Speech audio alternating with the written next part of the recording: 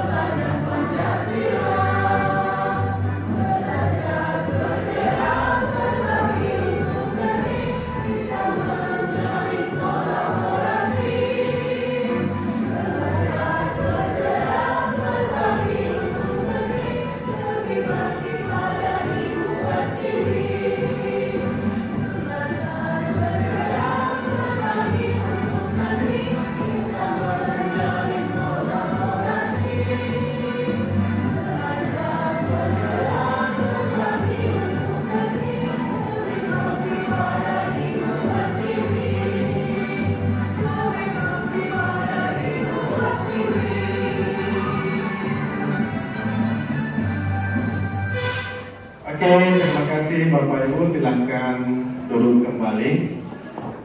Terkabul. Doa dimulai.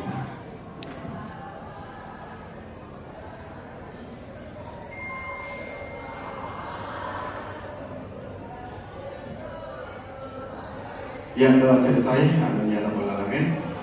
Oke, baik Bapak Ibu, Sebelum kita masuk di materi, saya ingin menampilkan kesepakatan kelas. Jadi di sini kesepakatan kelas adalah semacam aturan main selama kegiatan kita berlangsung ya. Jadi tampil di layar ada 5 aturan main kita selama kegiatan kurang lebih 1 jam ke depan.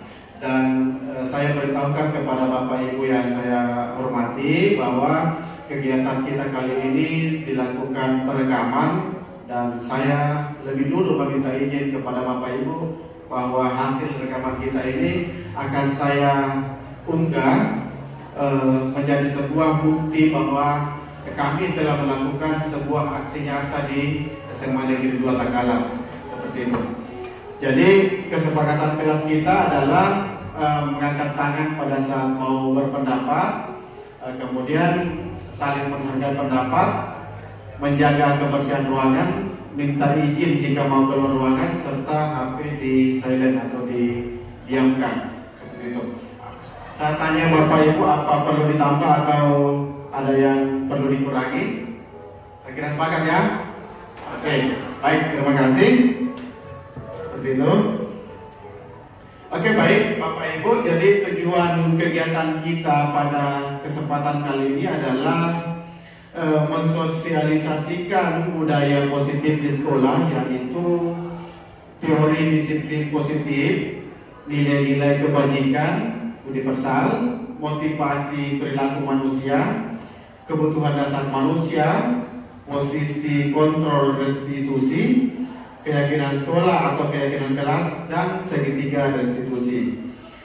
Kemudian tujuan kegiatan kita yang kedua adalah menerapkan budaya positif di sekolah yang memerdekakan murid untuk menciptakan ekosistem sekolah yang aman dan berpihak pada peserta didik. Kemudian yang ketiga adalah membuat dan menyusun keyakinan kelas.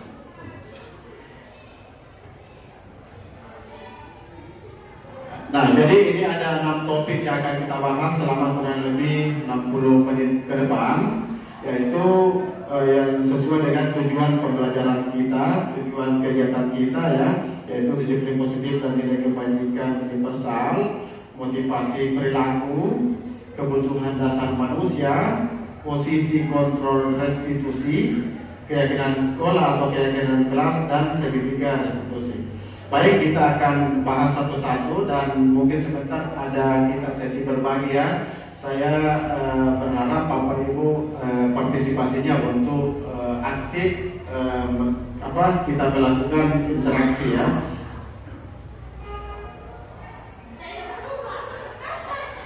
Jadi yang pertama adalah disiplin positif dan nilai-nilai kebajikan universal. Oke, jadi di sini ada perubahan paradigma yang di sini ada simulasi yang bisa kita lakukan. Saya berharap kesediaan satu orang bapak guru dan satu orang ibu guru, di mana salah seorang itu menulis apa yang paling berharga di dalam hidupnya. Menuliskan apa yang paling berharga dalam hidupnya, kemudian sesuatu yang berharga itu berusaha dipertahankan, artinya dijaga dengan segenap jiwa raga, segenap kemampuan. Kemudian orang kedua ini berusaha untuk meminta apa yang paling berharga dari apa yang sudah dituliskan dan dikepal dalam genggaman tangan. Nah, orang kedua ini berusaha mencoba mengambil atau meminta dengan segala upaya. Bisa mungkin Pak Darwis bisa berdiri di depan beserta Ibu Indah, bisa ke depan Ibu Indah. Siapa menjadi orang pertama, orang A dan orang B?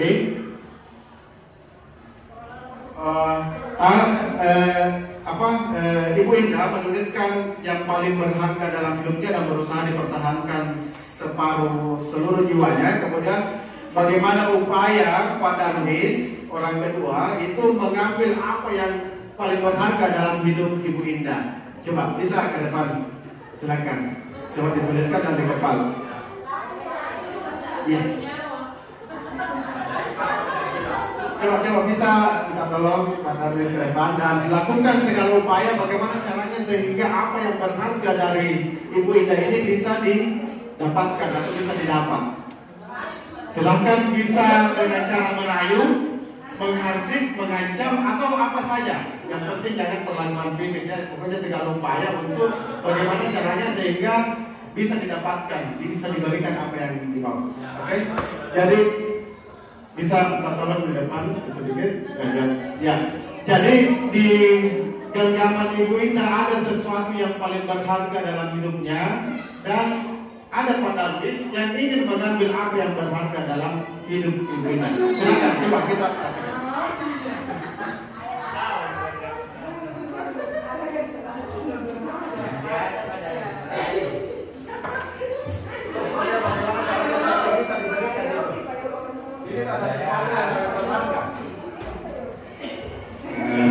Bismillahirrahmanirrahim. Assalamualaikum warahmatullahi wabarakatuh.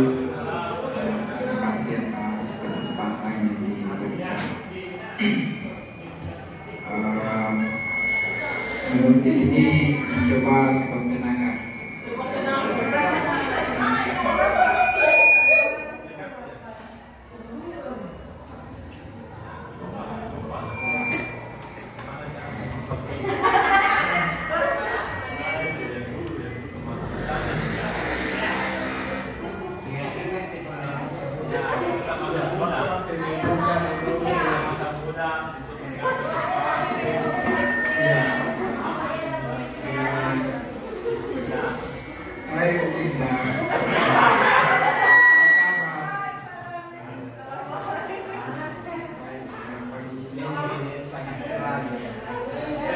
Pagi yang sangat ya, pagi ini sangat indah, seindah nama Ibu. Bolehkah saya meminta sesuatu sama Ibu?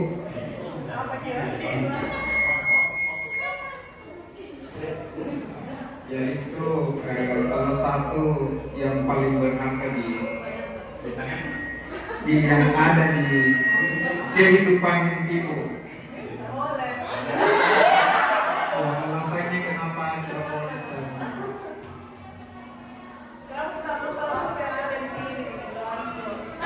saya cuma penasaran apa itu yang ada di Ibu, sehingga memberi saya memberi waktu untuk meminta hal yang ada di genggaman Ibu. Sesuatu yang berharga itulah yang membuat saya sangat penasaran dengan itu apakah itu menyangkut yang dari kehidupan kita atau hal apa.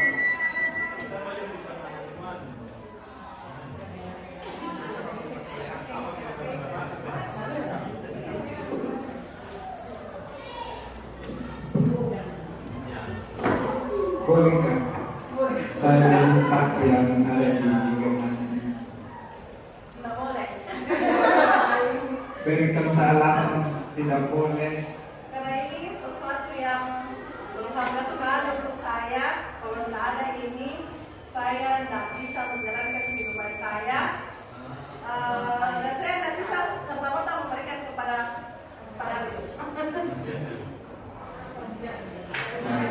Terima kasih kalau itu alasan yang diberikan oleh saya.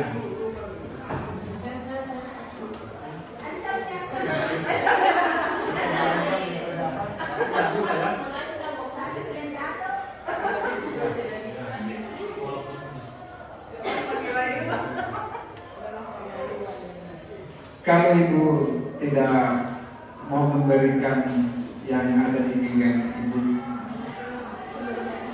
ya, nanti saya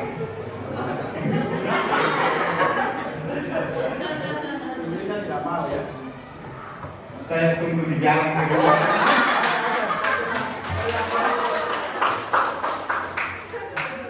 Jadi Bapak Ibu, kalau kita perhatikan upaya orang A, orang B di mana mempertahankan sesuatu yang menurutnya penting itu tidak akan mudah digoyahkan oleh orang lain. Meskipun segala upaya tadi Pak Darwis melakukan bujukan, melakukan rayuan untuk bisa mengambil apa yang menjadi berharga bagi Ibu Indah, itu tidak serta-merta. Dan ada kata kunci tadi saya perhatikan, bahwa Ibu Indah mengatakan bahwa dia tidak serta-merta menyerahkan sesuatu yang berharga dalam hidupnya ke orang sembarangan. Artinya dia butuh, dia memerlukan orang yang dipercaya, sehingga dia dengan ikhlas rela memberikan apa yang paling berharga dalam hidupnya. Nah, jadi di sini kita bisa tarik kesimpulan bahwa apa yang menjadi keinginan kita itu tidak bisa kita mengontrol orang lain sekehendak kita. Itu. Kecuali orang tersebut yang ingin merubah apa yang ada dalam pikirannya atau sikap yang diambil. Orang tidak akan berubah kecuali dia sendiri yang berusaha untuk merubahnya. Seperti itu. Itu adalah pelajaran yang penting ya Bapak Ibu, bahwa kita tidak dapat mengontrol orang lain.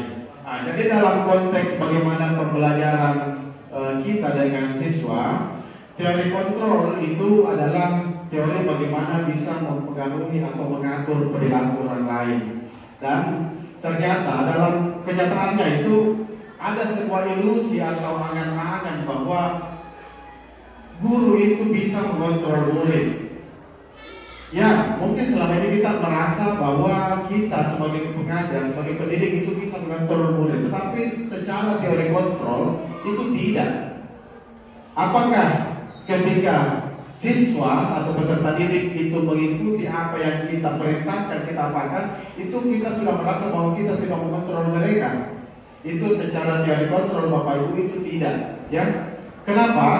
Karena mungkin dia mengikuti pada saat itu ya, tetapi setelah beberapa hari dia akan kembali lagi, karena pada dasarnya yang dia lakukan, yang kita sudah merasa kita kontrol dia, kita sudah kontrol peserta didik itu ternyata memang bukan dirinya yang mau berubah, tapi hanya karena mungkin takut, hanya karena mungkin segan atau apa, tapi pada dasarnya perubahan yang terjadi itu bukan perubahan yang betul-betul dari dalam diri murid atau diri siswa tersebut. Yang kedua, ilusi bahwa kritik membuat orang merasa bersalah itu dapat melemahkan karakter. Itu ternyata secara teori itu tidak, ya. Kita mengkritik orang lain itu dapat menguatkan, itu justru tidak. Kadang yang terjadi itu justru sebaliknya, ya. Kalau orang dikritik, kita anggap bahwa orang itu akan dapat memperbaiki diri, ternyata tidak. Justru bisa berakibat ada pembangkangan dalam diri, karena sebenarnya perubahan yang terlihat itu bukan karakternya yang berubah, tetapi hanya menunjukkan dan bersifat temporer atau sementara. Nah, demikian juga ilusi bahwa penguatan positif rujukan itu efektif dan bermanfaat. Itu ternyata secara teori itu tidak berlaku. Memang itu sifatnya hanya berlaku sementara. Kemudian ini yang terakhir, ilusi bahwa orang dewasa memiliki hak untuk memaksa. Sama seperti kita di mata siswa, mungkin karena kita dianggap sebagai orang tua, orang besar, dia karena takut sehingga apa yang kita instruksikan, apa yang kita suruhkan itu dia lakukan. Lantas kita merasa bahwa dia sudah berubah. Itu ternyata tidak seperti itu Bapak Ibu, tidak seperti itu. Memang saya ulangi lagi, memang dia atau peserta didik itu berubah, tetapi pada dasarnya dia hanya karena takut, hanya karena segan, hanya karena tidak mau dapat masalah. Nah, padahal yang diharapkan sebenarnya di sini adalah perubahan itu betul-betul muncul dari dalam diri anak, seperti itu. Nah, bagaimana memunculkan kedisiplinan?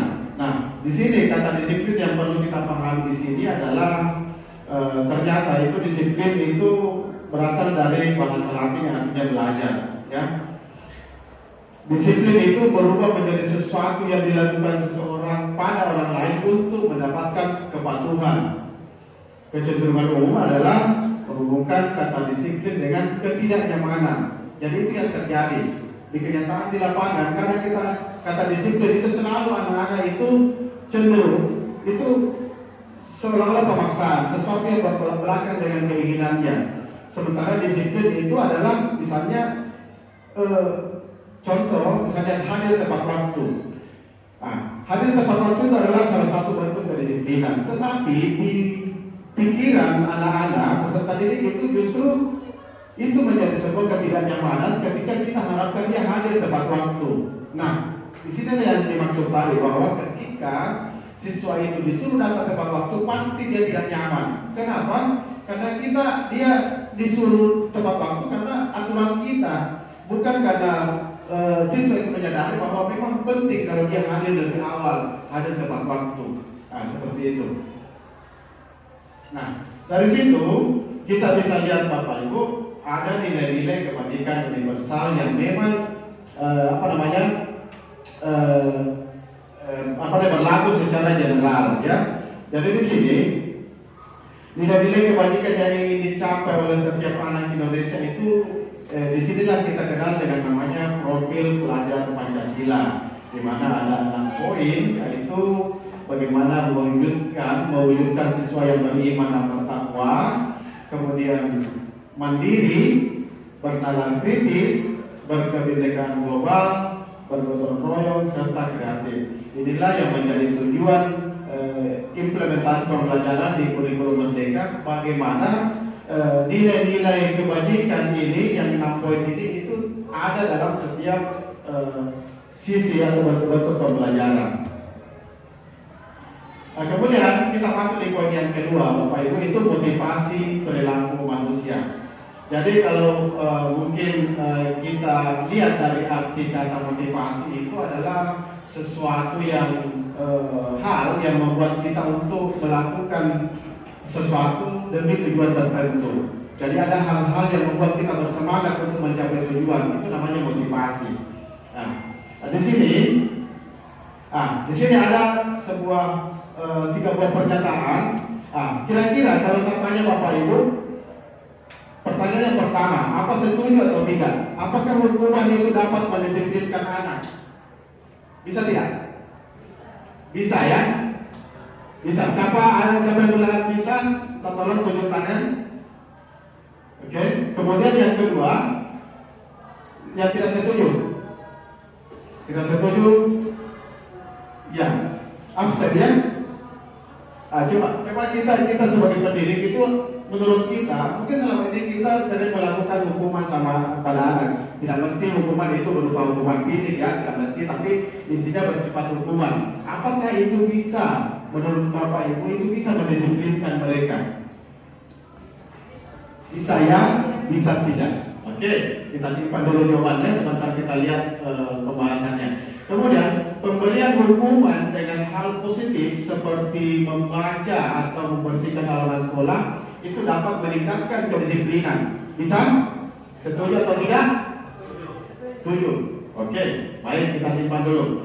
Kemudian yang ketiga, memberi penghargaan dapat meningkatkan motivasi belajar anak. Memberi penghargaan itu bisa berupa pujian, bisa berupa pemberian hadiah, boleh, ya? Oke. Untuk lebih jelasnya, mari kita ingat jawaban ini, lalu kita simak penjelasan berikutnya. Oke, baik. Dalam teori motivasi perilaku manusia itu ada 3 poin hal yang mendasar bahwa untuk menghindari ketidaknyamanan. Jadi kalau kembali tadi pemberian hukuman itu bisa, ya, pemberian hukuman itu bisa sebenarnya. Karena kenapa? Karena hukuman yang ditakutkan oleh anak-anak sehingga dia melakukan apa yang kita inginkan. Jadi ternyata mampu mendisiplinkan. Itu betul Bapak Ibu, ya. Yang kedua, pemberian penghargaan berupa imbalan dari orang lain. Artinya ketika kita berikan sesuatu untuk anak-anak itu, kadang dia akan melakukan apa yang kita inginkan. Kalau misalnya disuruh lalu dikasih misalnya ini sekian pembeli bensin atau apa, orang itu cenderung akan melakukan apa yang kita harapkan. Nah, tapi kita perhatikan dari sampingnya Bapak Ibu, itu ternyata motivasi pertama dan kedua itu memang bisa, tetapi itu memerlukan motivasi dari luar. ada hal-hal yang tergantung dari orang lain. Nah, ketika itu tidak ada, hukuman itu tidak ada tadi, apakah dia masih akan berlaku yang sama seperti yang kita harapkan? Itu di sini persoalannya. Ini masalahnya di sini. Nanti mereka melakukan sesuatu, kalau kita ancam dengan hukuman, padahal yang kita inginkan sebenarnya adalah poin yang ketiga, untuk memberikan penghargaan pada diri anak itu, ya. Jadi memang motivasinya dari dalam diri. Inilah tujuan sebenarnya. Inilah tujuan disiplin positif. Bagaimana caranya memunculkan kedisiplinan itu dari dalam, sehingga tanpa disuruh pun anak-anak atau peserta didik itu akan tetap menjadi disiplin, tanpa takut dihukum, tanpa harus diberikan penghargaan. Karena memang dari dalam dirinya muncul kesadaran bahwa saya harus saya bagus kalau ketika saya datang tepat waktu. Saya bagus kalau saya datang lebih awal karena bisa mengikuti pembelajaran dengan lebih konsentrasi. Itu sebenarnya yang diharapkan Bapak Ibu. Oke, baik. Jadi intinya bagaimana anak tercipta kemerdekaan kemerdekaan di dalam menentukan sikapnya dalam mendapatkan kebajikan, nilai-nilai kebajikan. Karena merdeka itu artinya tidak hanya terlepas dari perintah, tetapi juga cakap untuk memerintah diri sendiri. Tidak mesti memungut sampah ketika disuruh oleh guru, tidak mesti masuk di kelas ketika ditunjuk dari jauh, seperti itu. Tapi mereka sadar bahwa ketika pembelajaran sudah masuk, dia harus berada di dalam ruangan kelas dan membuka pelajarannya. Ada ataupun tidak ada gurunya. Oke, baik. Jadi di sini ada istilah katanya dihukum oleh penghargaan. Jadi sebenarnya secara konsep di sini katanya penghargaan itu berlaku sama dengan hukuman.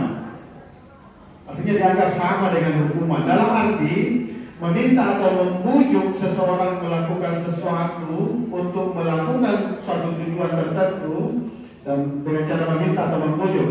Dorongannya itu eksternal, itu di situ sisi kesamaannya. Artinya ada dorongan dari luar. Padahal yang diharapkan itu adalah faktor yang dari internal tadi. Seperti itu. Nah, sekarang kita lihat, kita perhatikan Bapak Ibu, tindakan guru kita lihat di sini. Mungkin kita bisa tahu apa itu arti hukuman atau konsekuensi. Ada mungkin tahu Bapak Ibu yang tahu apa perbedaan hukuman dan atau konsekuensi? Apa perbedaan hukuman dengan konsekuensi? Bisa pahaman? Hukuman itu apa, konsekuensi itu apa? Menurut Anda? Ya, terima kasih dan tapi minta maaf sebelumnya karena lepas memahami yang sebenarnya. Jadi kalau hukuman itu kan bermacam-macam. Adakah hukuman yang berbentuk pembelajaran atau tugas dan lain sebagainya. Kedua, ada hukuman yang berbentuk itu pembelajaran berupa tingkah laku, misalnya disuruh membersihkan halaman sekolah atau kelas. Yang kedua itu masalah konsekuensi. Mungkin saya belum memahami maknanya, jadi saya belum bisa memaparkan lebih jelas tentang sesuatu tentang bentuk konsekuensi di sini. Mungkin teman yang lain mungkin ada dari pendapatnya. Silakan teman yang lain ada yang bisa menambahkan konsekuensi itu apa? Ibu Kendayani mungkin atau Ibu Asmal? Terima kasih Pak Wahyu. Kalau menurut saya perbedaan antara hukuman dan konsekuensi seperti ini. Kalau hukuman itu kecenderungannya lebih mengarah ke karena melanggar sesuatu aturan. Sedangkan kalau konsekuensi itu sebagai akibat. Kemudian sedikit lagi saya tambahkan, kalau hukuman itu kecenderungannya lebih mengarah ke misalnya hukuman fisik. Kalau konsekuensi saya berikan contohnya, misalnya kalau siswa datang terlambat, konsekuensinya kamu tidak ikut di mapel saya. Iya, seperti itu mungkin Pak. Terima kasih. Assalamualaikum warahmatullahi wabarakatuh.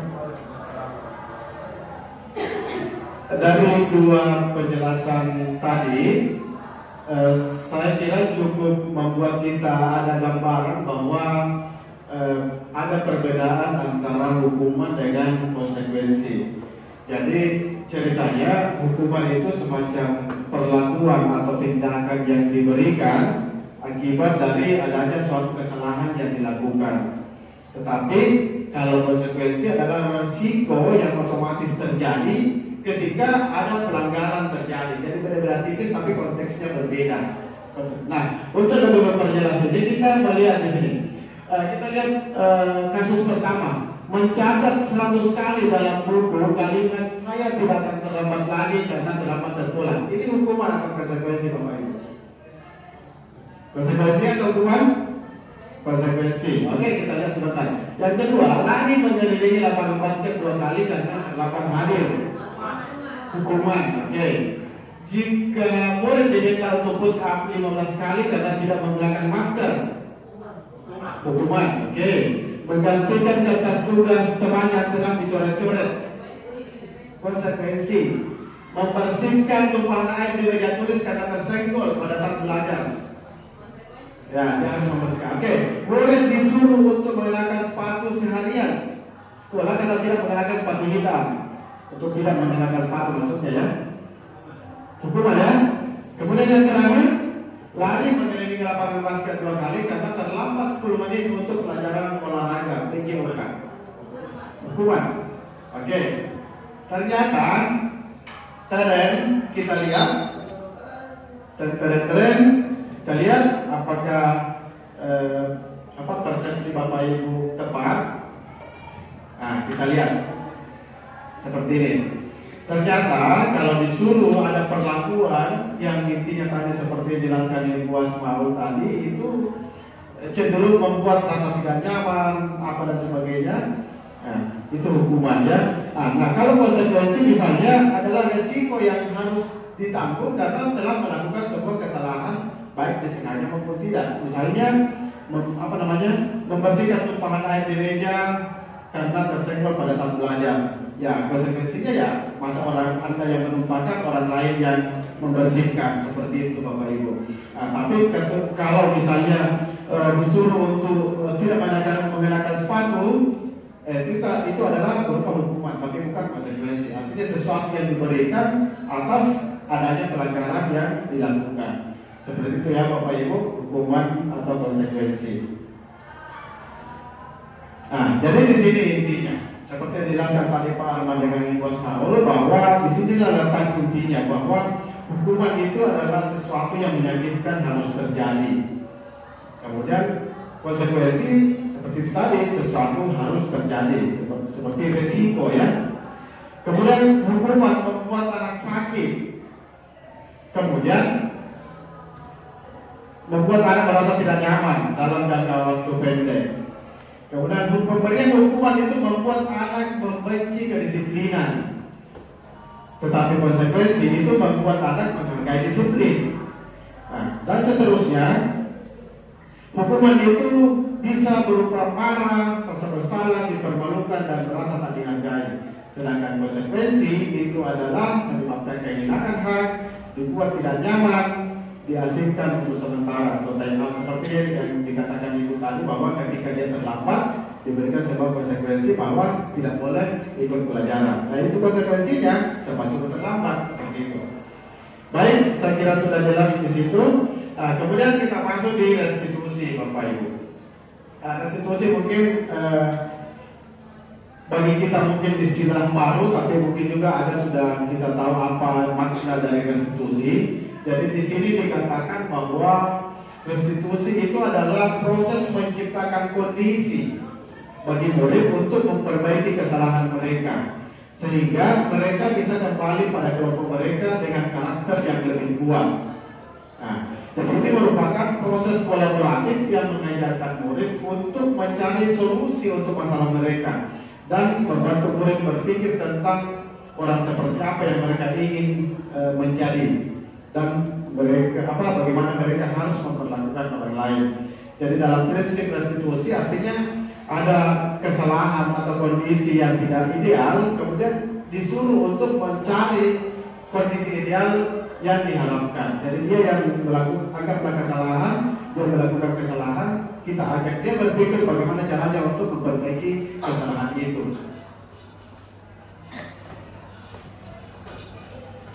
Nah, di sini terlihat apa hubungan antara hukuman, konsekuensi dengan restitusi. Nah, di sini di garis yang paling bawah Bapak Ibu terlihat bahwa dari ketiga hal ini akan membentuk identitas diri peserta didik atau siswa. Di mana kalau pemberian hukuman itu pada dasarnya membuat identitas anak kita itu gagal, ya. Sementara pemberian konsekuensi itu sifatnya netral.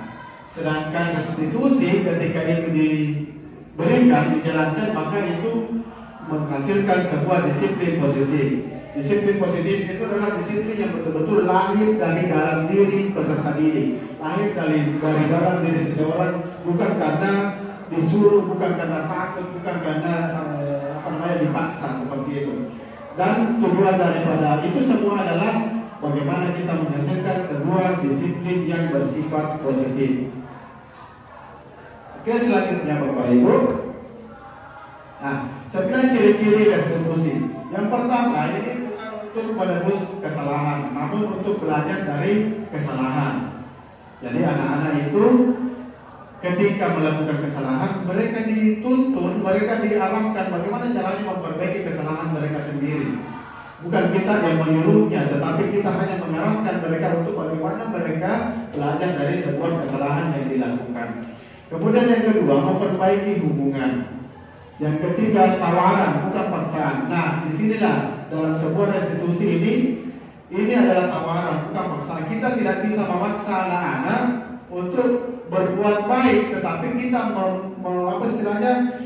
menuntun anak-anak itu bagaimana kita memberikan tawaran bahwa dia telah melakukan sebuah kesalahan dan bagaimana kalau dia melakukan sebuah atau memperbaiki kesalahan yang dilakukan sebelumnya. Itu tawaran, dan saya yakin ketika kita tawaran secara nilai-nilai kebajikan itu pasti anak-anak itu ada dalam dirinya nilai-nilai kebajikan, tergantung bagaimana kita mengarahkannya. Seperti itu.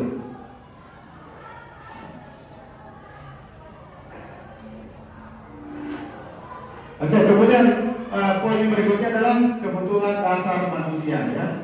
Jadi ternyata sebagai manusia itu kita punya 5 kebutuhan dasar Bapak Ibu, ya.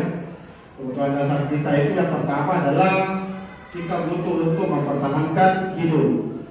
Ada orang mengatakan bahwa lebih baik mati berdarah daripada mati kelaparan. Jadi itu adalah sesuatu yang alamiah. Orang kadang melakukan segala cara, segala hal, jadi bagaimana mereka bisa hidup seperti itu. Kemudian kebutuhan yang kedua itu adalah rasa kasih sayang dan rasa diterima. Orang kalau hidup sendiri Bapak Ibu itu pasti ada kepincangan dalam kehidupannya. Tidak ada kasih sayang, tidak ada perasaan cinta kasih yang di dalam kehidupannya, dia akan tidak ada, karena pasti orang butuh itu. Kemudian penguasaan, butuh atas itu. Kenapa orang-orang kaya, orang-orang yang hebat itu mau lagi jadi anggota dewan, mau jadi ikut caleg dan sebagainya? Karena apa? Apakah mereka tidak cukup makannya? Apa mereka tidak cukup uang? Ternyata mereka banyak uang, tetapi dia butuh kebutuhan lainnya itu berupa penguasaan. Dia mau ingin berkuasa, termasuk kita Bapak Ibu. Saya yakin ada penguasaan minimal ada di dalam ruangan kamar. Saya yakin itu, atau minimal di rumah atau di halaman rumah. Kita pasti tidak ingin ketika di halaman rumah atau rumah itu ada orang sembarang datang masuk, datang ambil dan sembarang. Pasti kita mau pertahankan itu, melarang mereka. Kenapa? Karena itu adalah penguasaan wilayah, penguasaan tempat dan sebagainya. Itu adalah salah satu kebutuhan dasar manusia. Minimal kamar, ya, bagi ibu-ibu yang ini, ya, masih daerah kekuasaannya itu adalah kamarnya. Dan saya yakin ketika ada orang yang masuk mengacak-acak, pasti dia akan berontak seperti itu. Jadi itu sebagai bukti bahwa mau besar mau kecil itu kita butuh penguasaan. Oke, kemudian kesenangan. Orang banting tulang, keras keringat, tiba-tiba dapat uang sebentar pergi jalan-jalan, buang-buang uang, belanja kiri kanan. Apa kata itu adalah kebutuhan. Padahal kalau secara sederhananya kita kan dapat uang, tidak usah dibelanja, biasa cari uang dan cari tumpuk terus tanpa ada kesenangan, orang jadi cepat tua. Ya, orang lebih tua dari usianya. Oke, jadi sekali-sekali apa yang kita susah payah kita dapatkan kita dalam bentuk cuan, dalam bentuk uang, itu sekali-sekali kita beli apa yang kita inginkan. Kita dipatuhi di balong atau gimana apa yang kemudian. Seperti itu. Iya, saya kira seperti itu. Dan bagi orang yang kaku itu biasa hidupnya flat, ya, flat, ya. Oke, kemudian terakhir itu adalah kebutuhan berupa kebebasan, ya.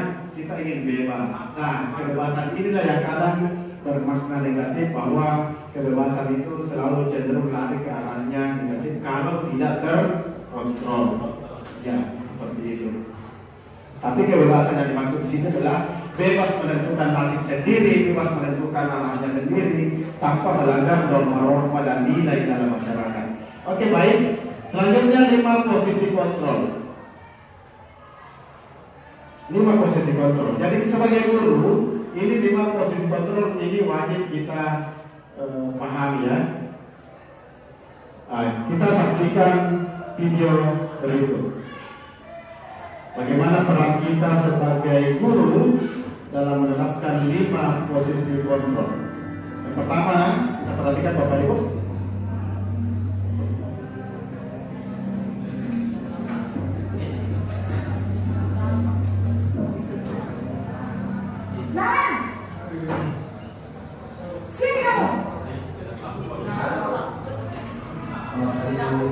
Selalu terlambat. Kamu deh, pasti terlambat. Maaf Bu, saya... Apa? Apa coba? Alasan kamu apa lagi? Kapan sih kamu tidak terlambat? Malas sekali ya kamu jadi anak. Saya... Dasar pemalas. Gak kapok-kapok sih kamu. Sudah berapa kali terlambat? Sana, kamu keliling lapangan basket 2 kali. Kenapa saya harus ke lapangan basket Bu? Kenapa? Kamu orang ibu. Berani-beraninya jawab. Sudah terlambat, masih berani jawab enggak? Sekarang, keliling lapangan basket 5 kali sekalian. Biar kapok. Cepat. Pergi sana ke lapangan basket.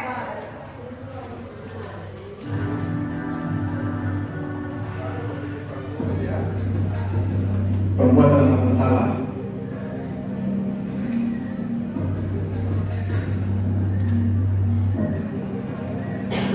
Naren!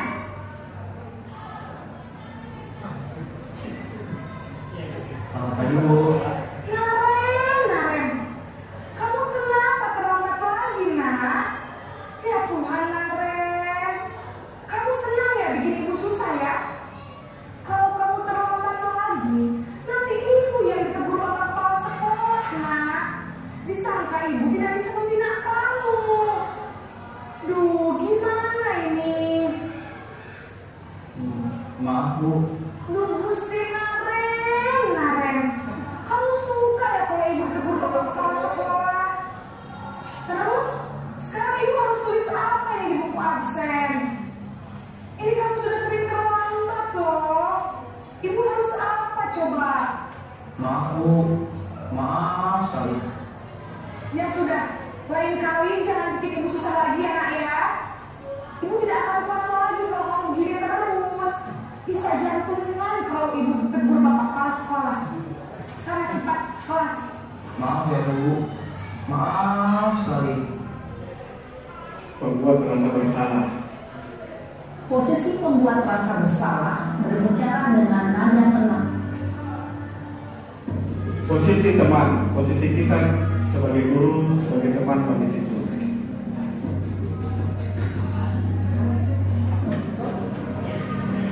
Naren! Dipanggil lagi sama ibu. Selamat pagi Bu. Wah, sudah jam berapa ini nak? Terlalu pagi ya sayang. Iya Bu. Habis Bu saya belum bangunkan saya Bu.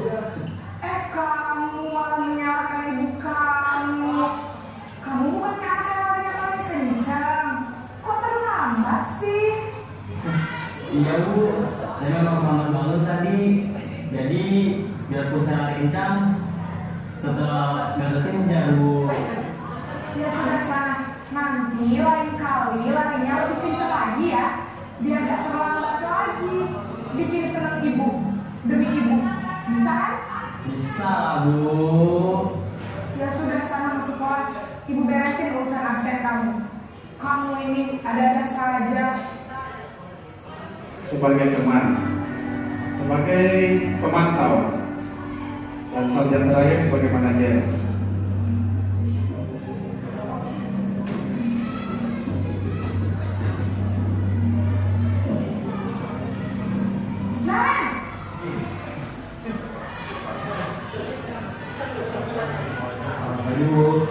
Naren, apa peraturan sekolah kita tentang jam berapa kita harus masuk sekolah, nak? Kita harus di sekolah jam 7 Bu. Iya betul, sekarang sudah jam 7.20. Naren sudah tahu konsekuensinya jika terlambat hadir. Paham Bu. Saya harus tinggal kelas pas jam istirahat selama 20 menit. Iya benar, konsekuensinya demikian. Jadi nanti jam 9.30 pas istirahat, kamu harus tinggal di kelas, kerjakan tugas tambahan untuk ketertinggalan kamu, ya? Baik Bu. Yang terakhir posisi manajer.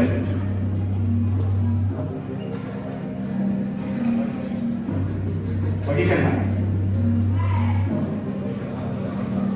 Naren!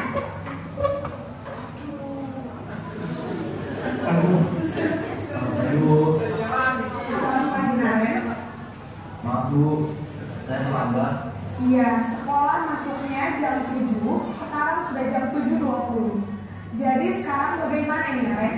Maaf Bu, saya lupa alarm saya semalam. Baiklah, menurut kamu, keyakinan sekolah yang mana yang perlu kamu tingkatkan? Menghargai diri sendiri dan orang lain mungkin Bu. Setuju. Jadi, apakah Naren meyakini prinsip saling menghormati tersebut? Iya Bu, saya meyakininya. Apakah Naren bersedia memperbaiki masalah keterlambatan ini?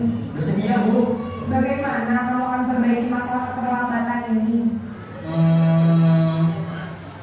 Saya akan coba untuk tidak lupa menyetel alarm saya Bu.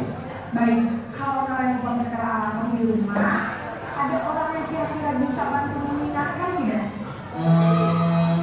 Ada Bu, kakak saya, Kak Emma. Ada lagi selain Kak Emma? Selain Kak Emma, ada ibu saya. Baik, jadi yang mengingatkan Naren adalah Kak Emma dan ibu kamu ya? Kira-kira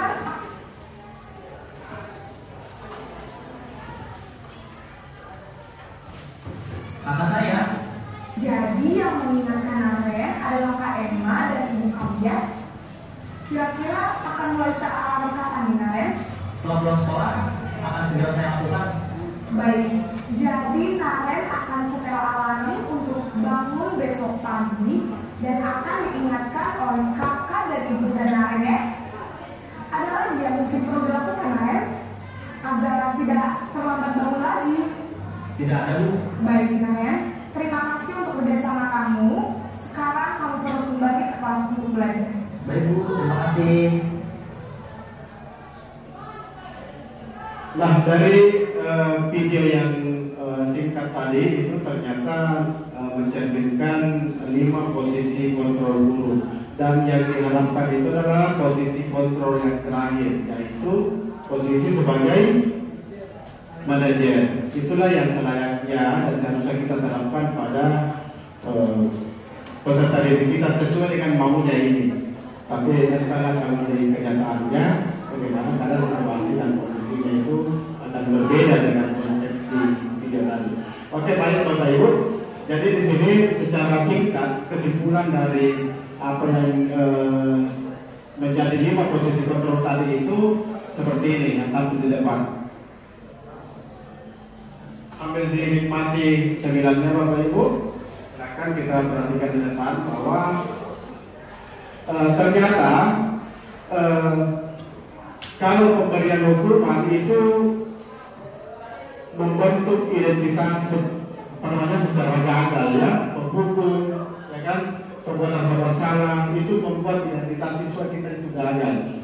Kemudian Identitas berhasil sukses itu kalau kita berlaku sebagai peserta didik itu sebagai teman maupun sebagai pembantu. Tetapi yang paling diharapkan adalah seperti penjelasan sebelumnya, bukan faktor eksternal yang berpengaruh, bukan faktor eksternal, tapi faktor dari dalam, faktor internal. Nah, disinilah peran kita sebagai guru berfungsi sebagai posisi kontrol manajer, inilah yang sebenarnya yang diharapkan. Jadi kesalahan tadi siswa tadi terlambat itu ternyata mereka melakukan kesalahan terlambat, tetapi mereka yang mencari tahu secara mencari solusinya bagaimana sehingga mereka tidak terlambat lagi, seperti itu. Dan itulah yang diharapkan. Bagaimana kita sebagai guru bisa mengambil posisi kontrol sebagai manajer. Nah, seperti ini pernyataan siapa yang berkata saya kecewa sekali dengan kamu. Apakah ini berupa apa ya? Kamu tidak pernah benar melakukannya. Ayolah lakukan demi ibu, demi bapak. Apakah kamu mau mendapatkan stiker bintang hari ini? Bagaimana kamu bisa menyelesaikan masalah ini? Kamu selalu yang paling terakhir. Nah, secara posisi kontrol dari pernyataan-pernyataan itu, terlihat di sini bahwa kalau saya kecewa dengan kamu itu artinya kita membuat siswa itu merasa bersalah. Kamu tidak pernah benar melakukannya. Saka mengamanu, setelah kamu pusing. Nah, penghukum. Meskipun kita tidak ini, lari kok, kembali di lapangan. Nah, seperti penghukum. Ayolah, lakukan demi bapak. Nah, itu sebagai teman. Apakah kamu mau mendapatkan stiker bintang hari ini? Nah, itu pemantau. Nah, tapi kalau posisi sebagai manajer, bagaimana kamu bisa menyelesaikan masalah ini? Bagaimana kamu besok tidak terlambat lagi? Apa upaya kamu sehingga tugasmu bisa selesai tepat waktu? Itu adalah pertanyaan atau pernyataan yang di mana guru itu mengambil posisi sebagai manajer. Seperti itu. Kita sudah paham ya Bapak Ibu. Nah, sekarang kita masuk di sesi terakhir, keyakinan kelas ya. Keyakinan kelas. Mengapa tidak peraturan saja? Mengapa harus keyakinan kelas? Nah, ada kata-kata pemantik. Kita memiliki peraturan harus menggunakan helm bila mengendarai kendaraan roda 2. Mengapa kita memiliki peraturan 3M, masker, mencuci tangan, dan menjaga jarak 1,5 meter? Mengapa kita memiliki peraturan yang harus datang tepat waktu pada saat mengikuti pelatihan?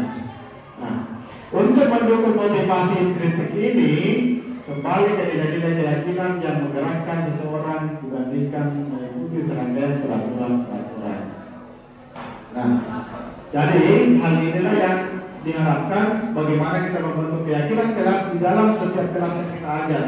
Nah, keyakinan kelas yang dimaksud di sini adalah nilai-nilai kebajikan universal, ya, yang telah disepakati secara tersirat dan tersurat, lepas dari latar belakangnya suku, negara, bahasa maupun agama. Jadi keyakinan kelas ini dibuat secara bersama-sama dengan siswa yang mempunyai nilai kebajikan yang sulit, yang dapat dipercaya.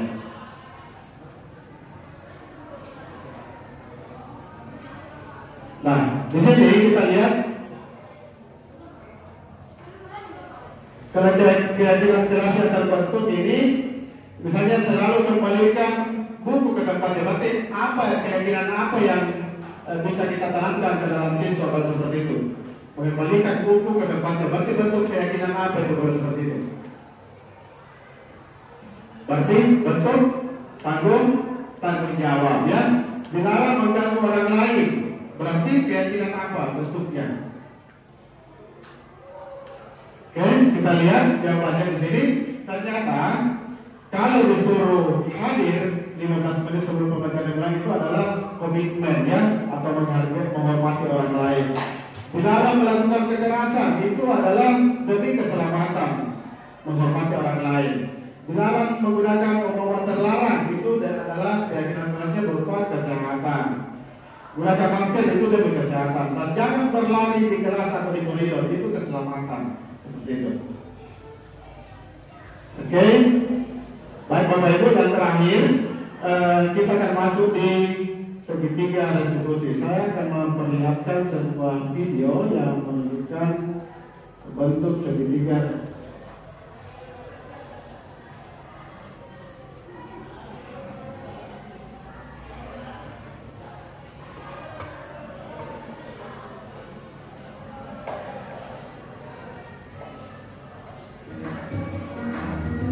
Jadi adalah sesi terakhir kita ya. Salam dan bahagia Ibu dan Bapak Guru hebat. Pada video kali ini kita akan membahas tentang salah satu program disiplin positif yang berada di lingkungan sekolah yang dikenal dengan nama restitusi.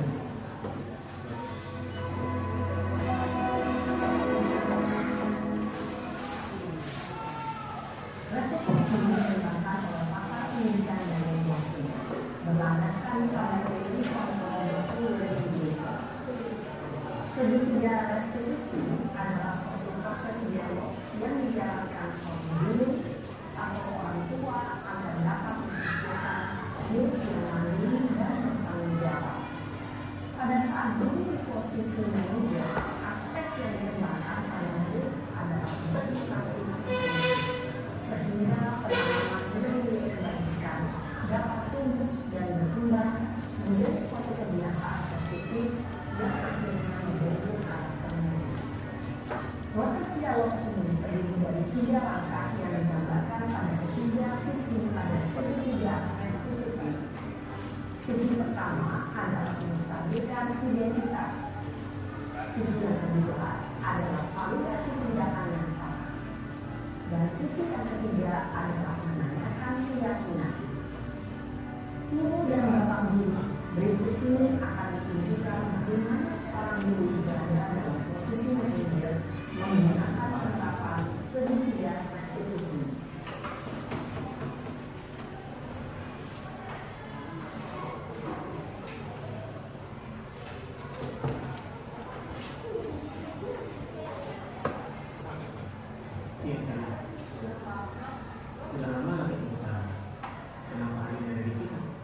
Kesel Pak, kesel banget. Masa aku dikatain tukang fitnah Pak? Ya aku marah lah. Aku balik ke TK di depan kelas. Kesel banget. Oh gitu. Ya pasti kamu marah dan kesal. Bukan juga karena apabila ada yang lupa. Kemudian pada saat itu kamu melakukan apa? Ya saya langsung ngatain TK lah Pak. Kesel banget. Saya bentak-bentak dia di depan teman-teman lain. Oh gitu. Pasti kamu melakukan seperti itu karena suatu alasan tertentu kan? Iyalah, saya diam saja Pak. Ya saya bela diri lah. Masa saya dituduh tukang fitnah? Ya wajar. Mempertahankan harga diri itu sesuatu yang penting. Untuk kamu tidak bisa begitu gagalan, hanya yang menentang. Iya Pak. Untung saya masih disabar dan hanya membelas saja. Udah gemes padahal. Saya pasti bela diri lah. Ya pasti ya. Tapi kamu memilih untuk tetap bertahan dan bersabar. Kamu memilih untuk tidak menjadi lebih parah lagi. Nah, sekarang coba kita lihat lagi tindakan kamu yang mentak-mentak di kelas. Tindakan kamu itu kira-kira sesuai dengan keyakinan kelas atau prinsip kamu tidak? Enggak Pak. Capek Pak, dia dimana? Jadi keyakinan atau prinsip mana yang sesuai dengan keinginan kamu? Ya, saya sebenarnya sama menurut Pak. Mungkin saat itu saya menjadi emosi, jadi tidak memotivasi lagi itu. Kamu meyakini tidak? Menghargai orang lain itu penting buat kamu. Yakin lah Pak. Iya, setuju. Bisa harus saling menghargai. Namun ada juga keyakinan yang pasti yang perlu kita jalankan apabila kita sedang marah kan? Ya, saya bisa berperilaku mulai dengan diri sendiri. Saya bisa jadi lebih sabar, mengatur hidup, mau apa saja. Kira-kira kamu bersedia memperbaiki masalah ini tidak? Sedia Pak. Kalau penampilan kamu akan lebih jawab seperti apa? Saya akan mencoba yang bertanggung jawab Pak. Dan menjadi aku. Iya, menurut kamu bagaimana rasanya menjadi orang seperti itu? Ya nyaman Pak, bangga. Yuk kita pikirkan bagaimana memperbaiki masalah ini.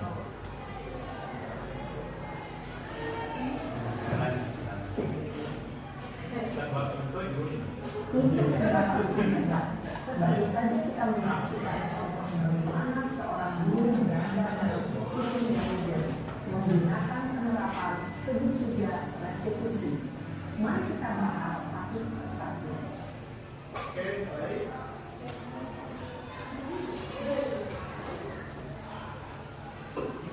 Jadi dalam video tadi Bapak Ibu sebenarnya Bapak Guru tadi itu telah menerapkan segitiga restitusi dan mengambil posisi sebagai seorang manajer. Yang pada intinya adalah segitiga restitusi itu ada 3 hal pokok. Yang pertama adalah menstabilkan identitas. Kemudian yang kedua adalah validasi kebutuhan, serta yang ketiga itu adalah menanyakan keyakinan. Dan selayaknya Bapak Ibu, inilah ketika kita menghadapi seorang siswa yang bermasalah, itu selayaknya kita diharapkan mengambil posisi sebagai seorang manajer dan menerapkan prinsip-prinsip segitiga restitusi untuk menangani permasalahan dalam diri anak tersebut. Seperti itu. Dan saya yakin ketika ini diterapkan, maka budaya-budaya positif ini yang diharapkan itu akan mampu terimplementasikan di dalam lingkungan kita di sekolah.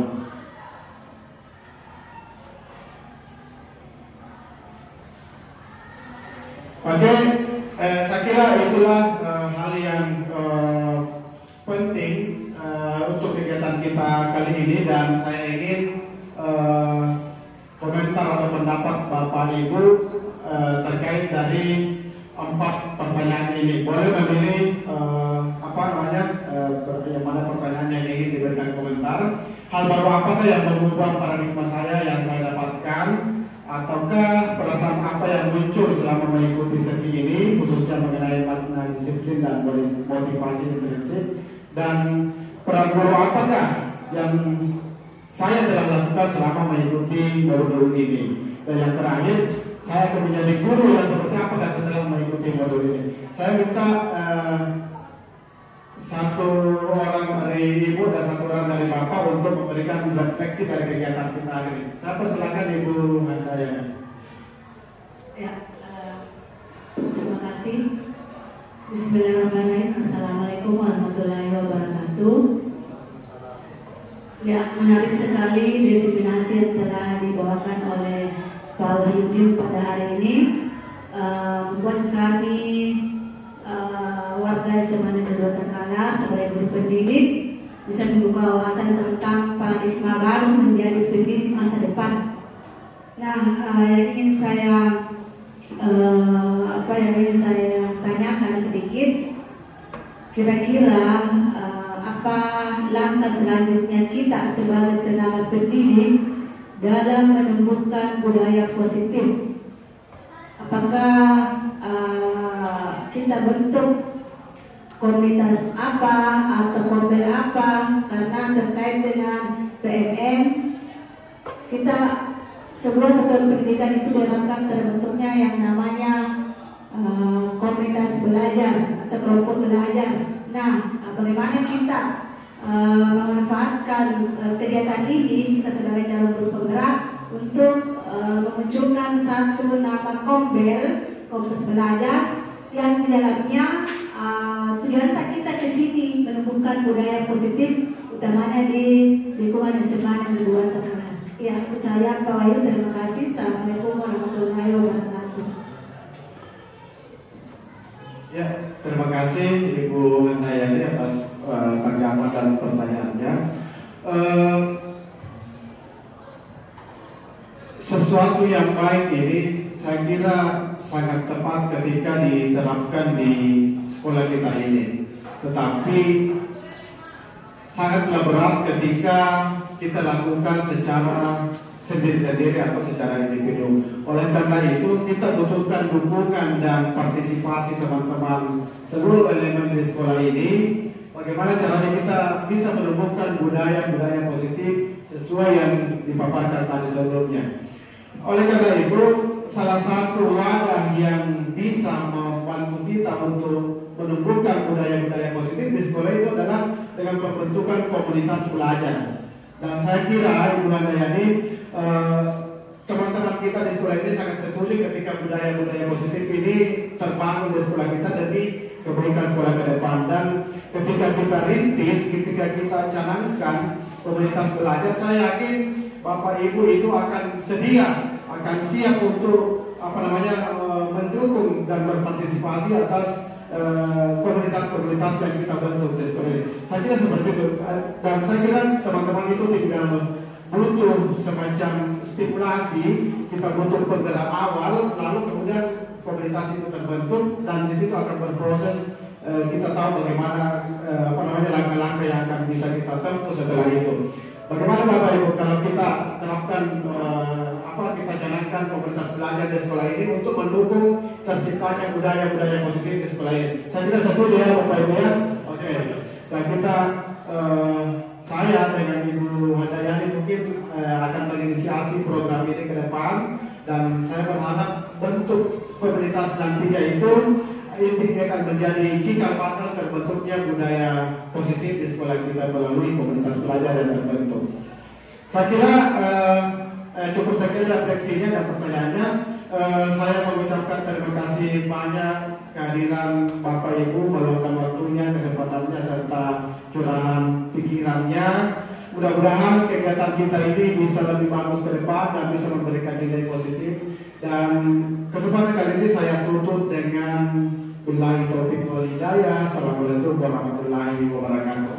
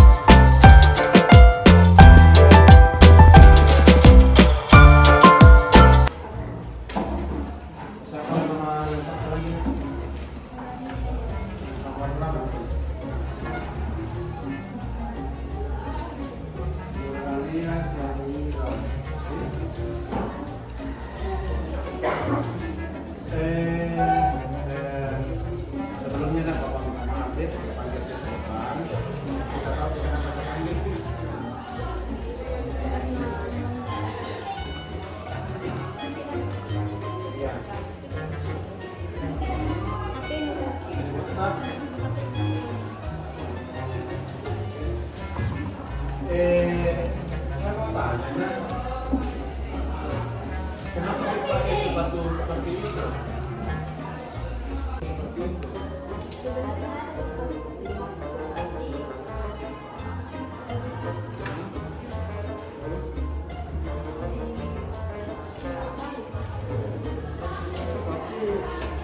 Tidak tahu di bawah itu sepatu bukan itu sepatu yang disarankan untuk dipakai.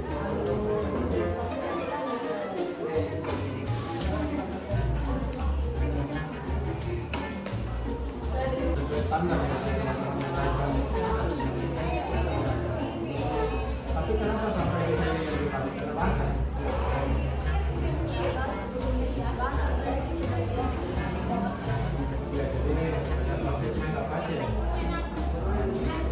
Tapi seandainya ke depan sudah memiliki sepatunya,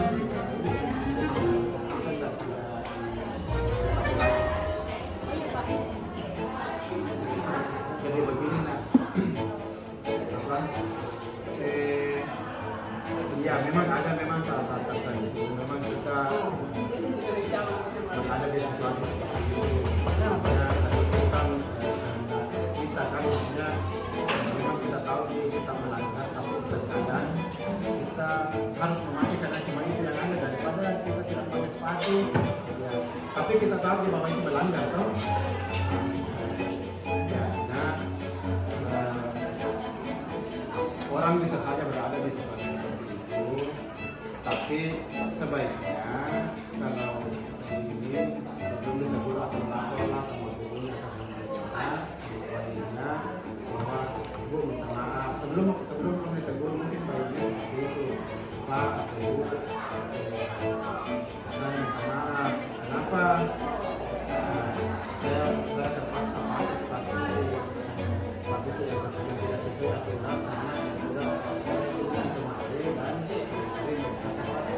ini saya yakin jadi kalau sesuai aturan itu memang sepatu seperti itu tidak bisa dipakai ya, itu sepatu yang sesuai dengan memang sepatu hitam, warna hitam ya sepatunya, warna hitam, tapi itu terlalu bukan sepatu yang standar yang dipakai bola. Itu kalau jalan-jalan di luar dari dekat itu bisa dipakai, tapi kalau selama dipakai untuk kegiatan sekolah itu dipakai. Jadi kemudian yang kedua saya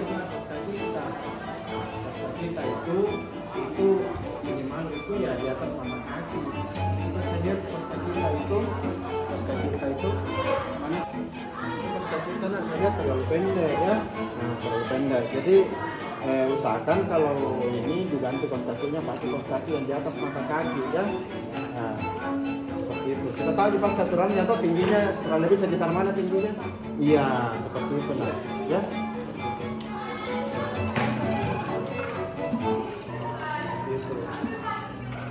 Saya yakin kalau kita penuhi semua tata tertib seperti itu tidak akan ada masalah dari rumah ke kaki. Ya kan seperti itu. Jadi saya tanya dulu. Jadi sepatunya yang seperti apa yang harusnya? Apa pelajaranmu di sini dan harusnya bagaimana? Saya mau diganti pakai sepatu hitam. Seperti. Ya, contohnya.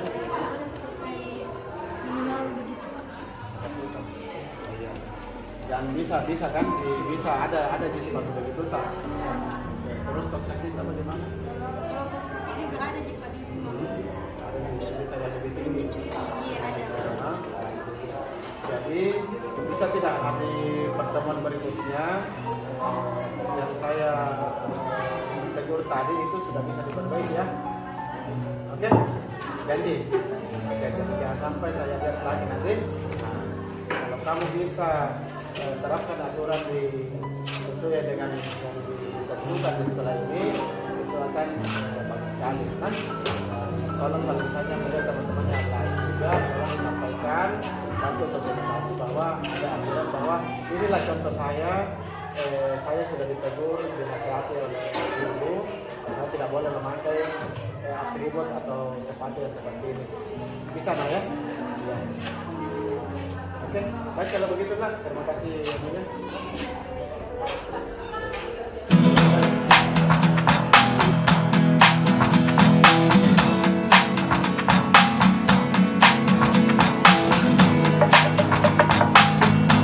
Mana Kamaludin? Ya Pak. Kamaludin mana? Ya Pak. Kamaludin. Bisa ke sini dulu nak?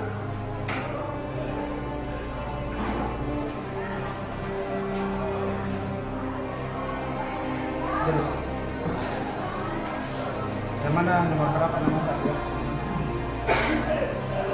Ini Pak. Oh, ini Kamaludin ya. Ini cocok ini di sini. Kamaludin, kita tahu dia kenapa siapa ini ke depan? Ya?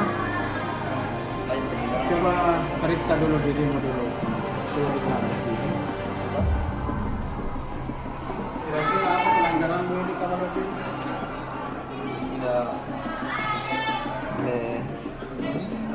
Tidak lengkap atributnya. Iya Pak. Terus apa lagi? Pakai das. Oh, iya, ada tidak pakai dasi lagi. Terus apa lagi? Pakai baju di luar. Ini coba rambut, buka topinya dulu. Rambutku panjang juga ini. Panjang tidak rambutnya ini? Panjang. Apa sesuai aturan ini? Tidak. Begitu ya. Coba dulu. Kamaludin banyak sekali pelanggaran ini. Nah, ada berapa tadi? Bisa lihat ada 4. Pertama dasi, kemudian kaki baju di luar, terus atributnya lamban-lambannya tidak lengkap, terus rambut lagi. Ini banyak sekali pelanggaran ini. Kenapa? Ini dulu baju tak. Kenapa baju saya kan kamu sudah kelas 3. Ini kan harusnya ada atributnya yang menunjukkan kamu sudah kelas 3. Kenapa anda pakai atribut baju ini? Saya punya 2 baju Pak, tapi yang satu dicuci Pak. Pas kotor? Iya Pak. Tapi ada Ji? Ada Pak. Ada. Terus ini rambutmu kenapa saya lihat sudah ada bekas cukuran di sini, tidak rapi di sini? Iya. Siapa sudah dicukur ya sama guru? Itu artinya rambutmu dicukur karena Panjang. Terus kamu belum perbaiki. Kenapa belum perbaiki? Dari kesempatan. Nah itu. Terus, saya lihat kaki bajumu lagi di luar. Kenapa bisa di luar kaki baju? Tadi nggak sengaja. Di WC. Rusak kah? Ada yang rusak dengan kamu? Rusak di situ, rusak kakinya. Jadi kamu pergi di luar.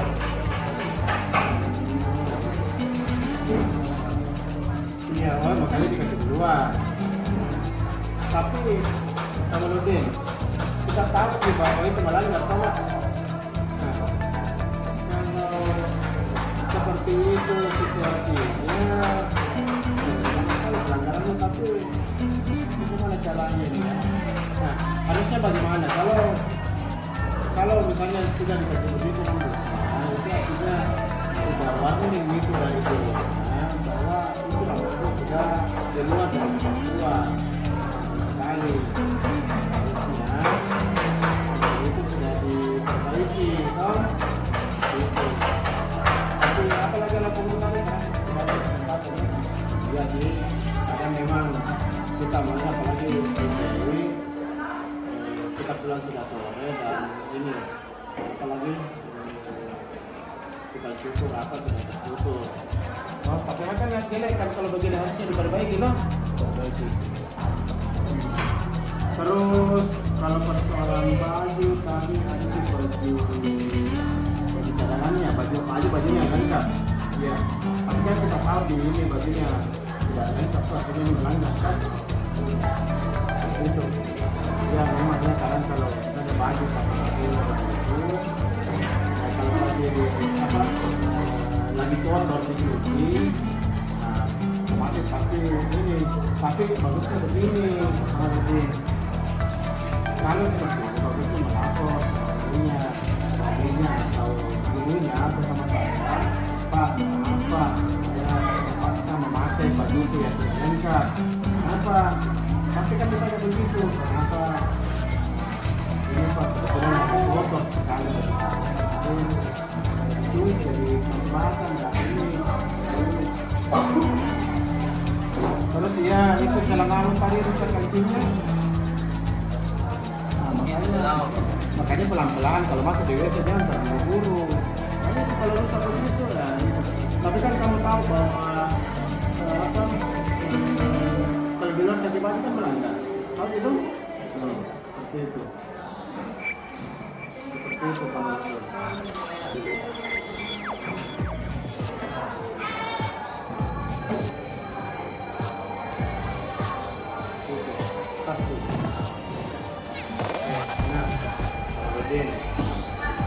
Sampai satu tahun nah, menurut yang kamu pahami, itu pelanggaran itu yang seperti apa sih? Kalau kamu itu bagaimana? Apa aja ini Pak? Kalau untuk siswa Berarti ini harus dicukur pendek lagi ya. Iya. Itu berapa panjangnya lagi? 2 cm dan ada tipis tingginya supaya bagus. Iya, 2 cm ya. Terus apa lagi pelanggarannya lagi? Pakai dasi. Nah, dasinya, pakaiannya. Itu pakai dasi tiap hari. Kalau pakai apa itu pakai dasi? Iya. Nah, terus pakai dasi kalau pakai baju batik atau baju putih. Jadi bajunya harusnya bagaimana? Apa yang kurangnya di bajunya tadi? Apa yang kurangnya harusnya dengan satu dengan apa? Coba kita lihat. Terus di mana? Di bagian situ ya? Pergedasinya. Iya. Terus kaki bajunya? Kaki bajunya?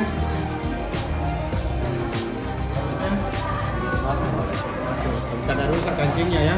Nah, tapi bagaimana caranya bisa aman kalau kamu bisa memperbaiki kancingnya? Bukan lagi. Tapi yang jelas kamu sudah tahu bahwa itu melanggar ya. Melanggar. Nah, sekarang tanya. Mau dia memperbaiki itu? Ini Pak. Saya ada janji Pak. Lengkap semua selesai Pak. Iya. Oke. Jadi semua pelanggaran yang Bapak sebutkan tadi, yang 4 pelanggaran itu diperbaiki. Dari rambut, dasi, pakai baju, celana kalau ada ini diperbaiki secepatnya supaya kamu bisa kasih masuk sini. Jadi saya mau pertemuan berikutnya pelanggaran-pelanggaran yang saya sebutkan itu sudah tidak ada lagi. Bagaimana? Sekali lagi apa kamu sudah berjanji? Ya. Saya berjanji Pak. Akan melengkapi semua pakaian saya Pak. Lamban dandan, baju, dan rambut. Oke Pak, kalau begitu jadi tolong diindahkan kata-kata saya karena memang di aturan sekolah kita ini seperti itu ya. Tolong dilengkapi supaya betul-betul kamu akan terlihat sebagai siswa yang disiplin dan taat pada aturan. Ya, oke, sana. Baik, kalau begitu.